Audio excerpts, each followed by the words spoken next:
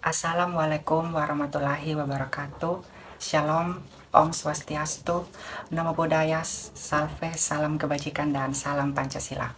Perkenalkan, saya Yohanes Suki, mahasiswa program studi Pendidikan Pancasila dan Kewarganegaraan, Fakultas Keguruan dan Ilmu Pendidikan, Universitas Nusa Cendana, dengan NIM 2301070009 dari kelas 2B.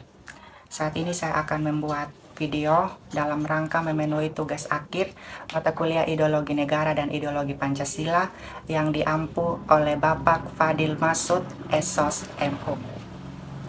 Baik, jadi dalam video ini saya akan menjelaskan kurang lebih ada dua hal, yaitu yang pertama saya akan menjelaskan tentang aktualisasi nilai-nilai Pancasila yang telah saya terapkan dalam kehidupan saya sehari-hari, dan juga saya akan menjelaskan yang kedua, yaitu tentang kondisi kehidupan saya terkait peluang dan tantangan bagi Pancasila untuk tetap mempertahankan eksistensinya sebagai ideologi negara di tengah arus globalisasi.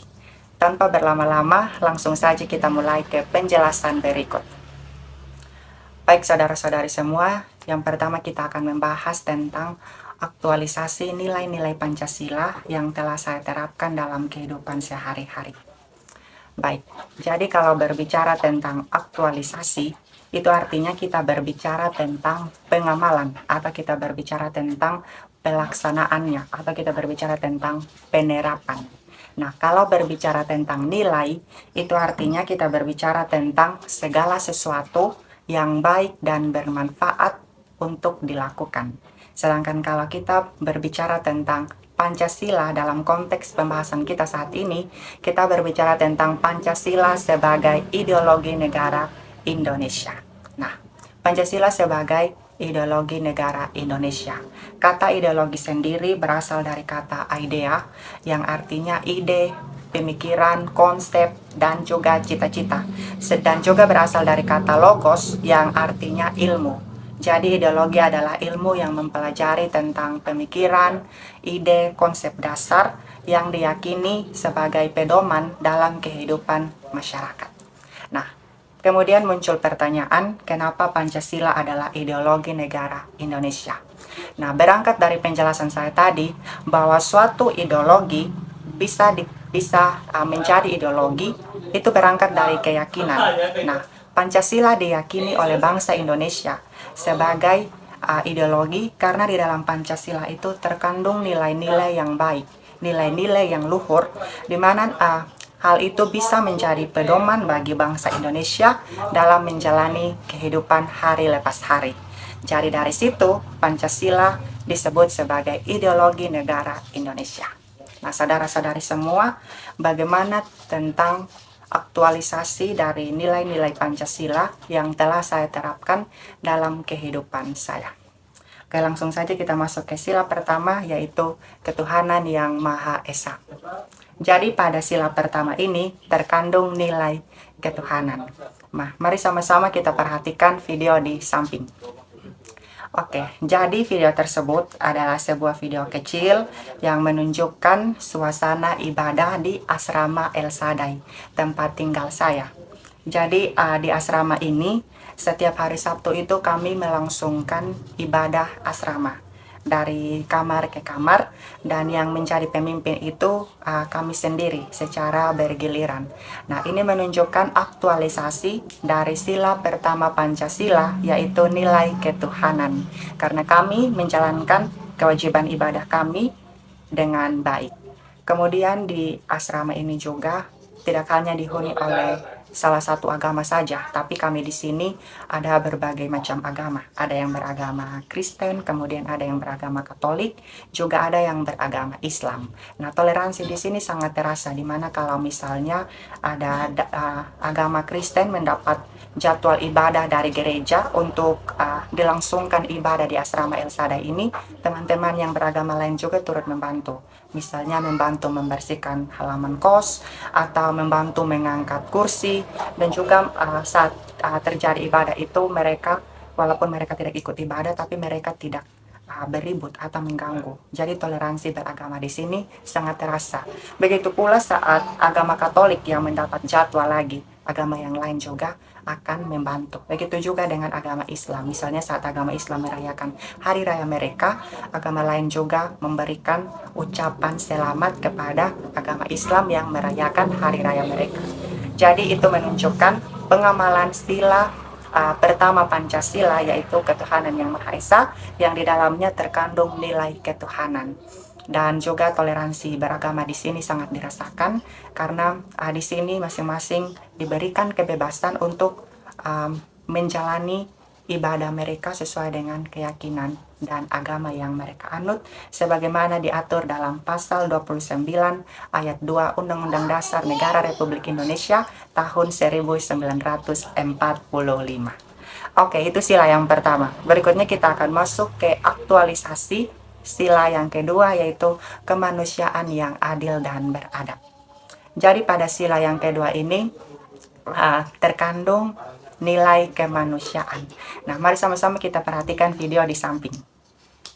Oke, jadi video tersebut adalah cuplikan di mana ada seorang anak kecil yang terjatuh, kemudian saya menolong dia.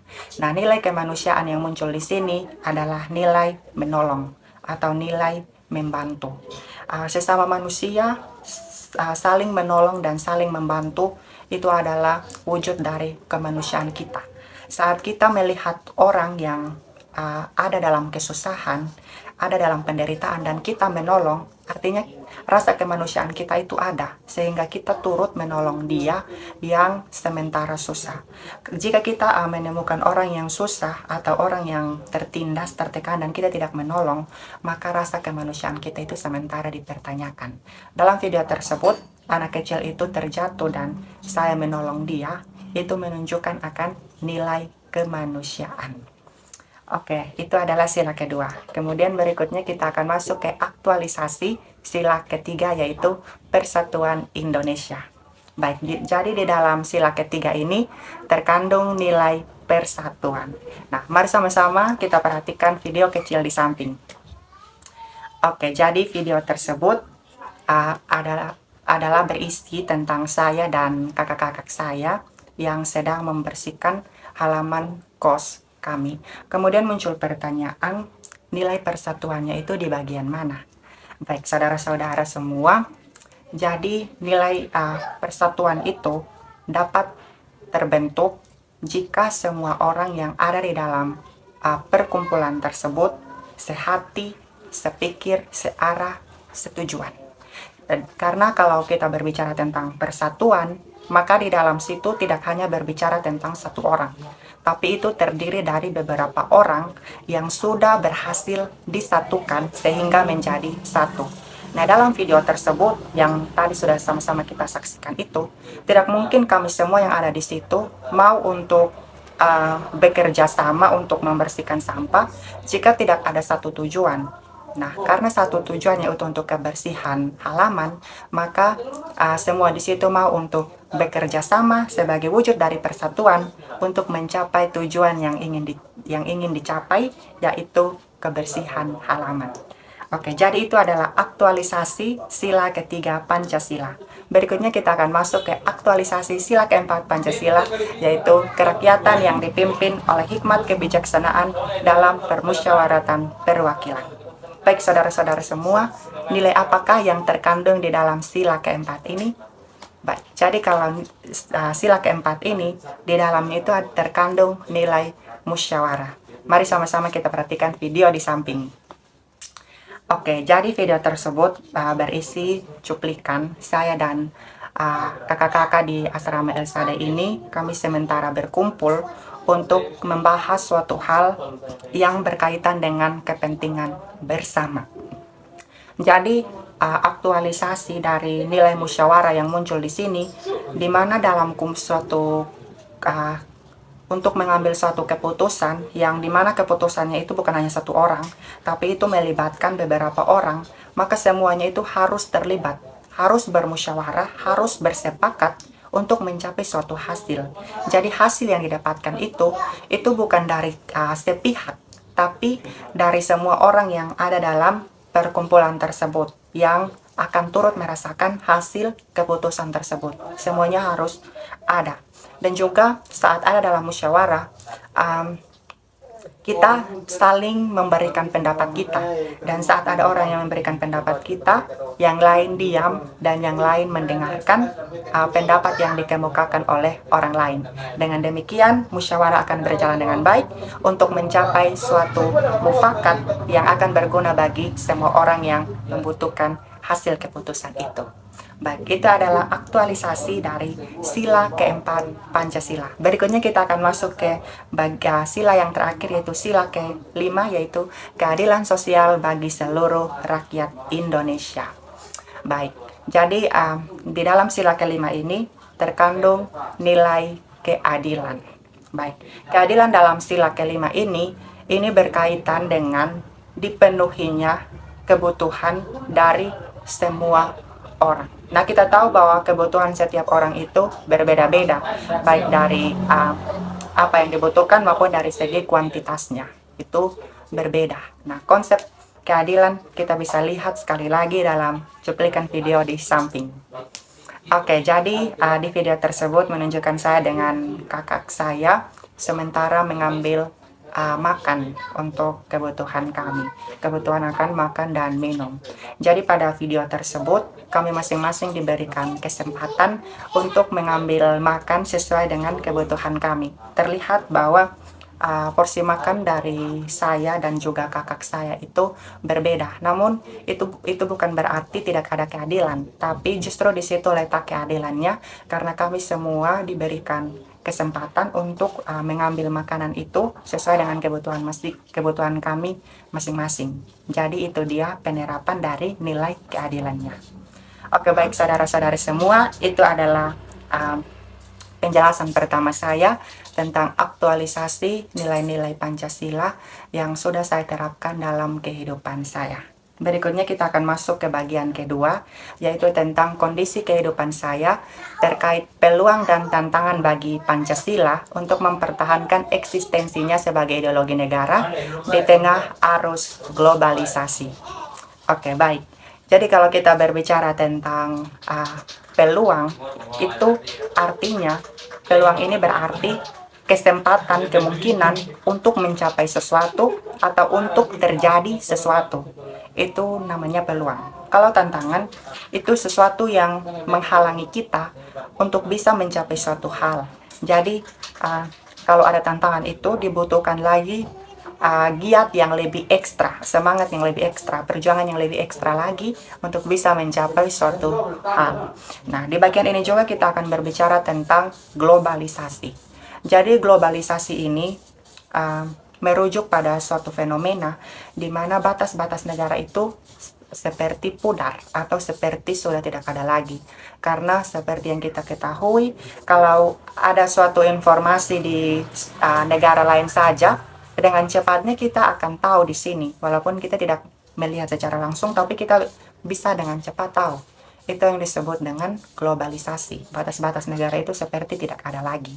Nah, saudara-saudari semua, globalisasi ini menyebabkan dampak positif dan juga dampak negatif.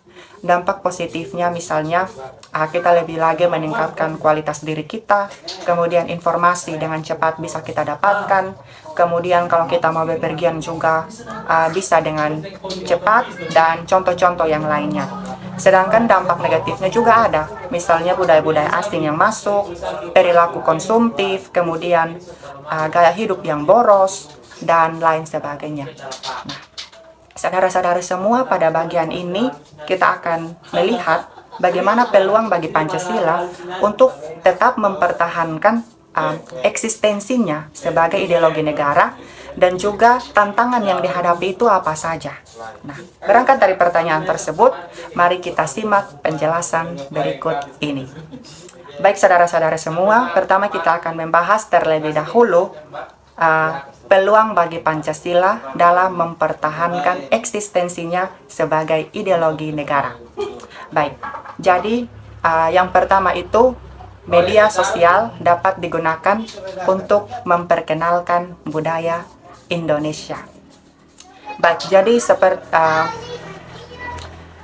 globalisasi ini menyebabkan kemajuan dalam bidang media sosial atau dalam bidang teknologi internet. Nah, ini bisa kita manfaatkan untuk memperkenalkan budaya-budaya kita, sehingga budaya-budaya kita itu dikenal baik oleh masyarakat Indonesia sendiri yang mungkin belum mengenal budaya Indonesia, dan juga oleh masyarakat dunia, sebagaimana diatur dalam pasal 32 ayat 2 Undang-Undang Dasar Negara Republik Indonesia tahun 1945, bahwa negara memajukan kebudayaan nasional.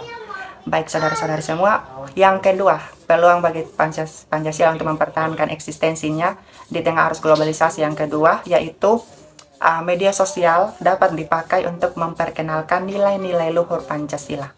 Seperti di bagian awal tadi, bahwa globalisasi itu menyebabkan kemajuan dalam bidang media sosial atau dalam internet. Itu sangat dirasakan sekali, sehingga masyarakat tidak hanya hidup dalam dunia nyata, tapi masyarakat juga hidup dalam dunia maya. Ini bisa dimanfaatkan untuk memperkenalkan nilai-nilai luhur yang terkandung di dalam Pancasila, sehingga lebih diketahui dan lebih diamalkan lagi oleh masyarakat Indonesia. Baik, yang ketiga itu dengan adanya globalisasi ini menyebabkan rapat atau diskusi itu lebih maju lagi. Ini pasti sering sekali kita rasakan ya, karena globalisasi ini menyebabkan itu ada kemajuan dalam berbagai aplikasi. Misalnya ada Zoom, ada WhatsApp yang menyebabkan kita untuk mengumpulkan beberapa orang yang tidak secara tatap mata berkumpul untuk membahas suatu hal, tapi lewat kemajuan ini di globalisasi ini menyebabkan kita bisa bermusyawarah walaupun hanya lewat media sosial atau lewat Zoom tadi. Itu menunjukkan beberapa peluang bagi Pancasila untuk mempertahankan eksistensinya sebagai ideologi negara Indonesia. Kemudian tantangan yang dihadapi oleh Pancasila dalam mempertahankan eksistensinya di tengah arus globalisasi, yang pertama itu budaya asing yang masuk. Ya, globalisasi ini tidak menutup kemungkinan untuk masuknya budaya-budaya dari luar, yang masuk. Nah, ini menjadi tantangan jikalau budaya yang dari luar yang masuk itu adalah budaya yang tidak baik. Budaya yang tidak baik, yang tidak sesuai dengan kondisi kehidupan kita di negara Indonesia ini. Menjadi tantangan bagi eksistensi Pancasila. Kemudian yang kedua itu adalah perundungan di media sosial. Jangan kita berpikir bahwa perundungan itu hanya terjadi dalam dunia nyata, tapi perundungan ini terjadi juga dalam media-media sosial. Banyak sekali korban yang menjadi korban dalam perundungan ini di media sosial. Nah, tentu perundungan ini dia bertentangan dengan nilai kemanusiaan, karena sebagai seorang manusia dia punya hak untuk tidak dirundungi atau dia punya hak untuk tidak dibully. Karena itu kemajuan globalisasi juga bisa menyebabkan terjadinya perundungan, dan ini menjadi tantangan bagi Pancasila untuk mempertahankan eksistensinya sebagai ideologi negara. Kemudian yang berikutnya adalah sikap individualis. Sikap individualis ini adalah suatu sikap di mana masing-masing orang itu hanya memperhatikan diri mereka sendiri, tidak memperhatikan kebutuhan, tidak memperhatikan orang lain. Nah, bagaimana kemanusiaan itu bisa kita terapkan jikalau kita hanya mementingkan diri kita sendiri tanpa memperhatikan orang lain. Yang berikutnya juga ada ideologi asing, di mana masuknya juga ideologi-ideologi asing yang mungkin tidak sesuai dengan ideologi kita, ideologi Pancasila.